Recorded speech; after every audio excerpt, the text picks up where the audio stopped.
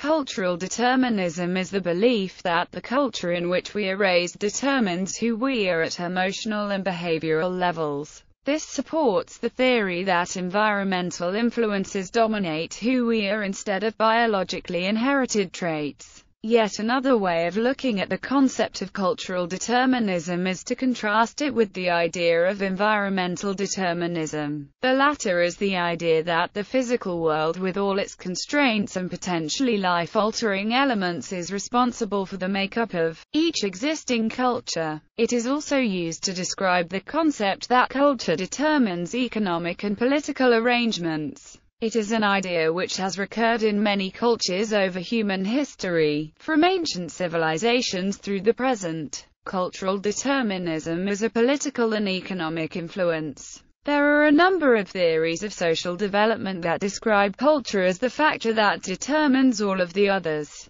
This is distinct from theories of economic determinism such as that of Marx, namely that an individual or class role in the means of production determines outlook and cultural roles. Political movements rooted in cultural determinism usually stand opposed to political and economic ideologies or consider them of lesser importance than factors such as religion, race, and nationality. However, cultural determinists do not necessarily disagree with Marx's view of social class as an important determining factor as well. The idea of cultural determinism is extremely common. Numerous societies have believed that their habits, ideas and customs were what determined the shape of their political and economic arrangements, and were the source of their uniqueness above all else. This can be seen in adherence to national epics, particular religious customs, and focus on the importance of language as the determiner of national identity. Examples in history: Romanticism had a large element of cultural determinism, drawn from writers such as Goethe, Victor August and Friedrich Schlegel.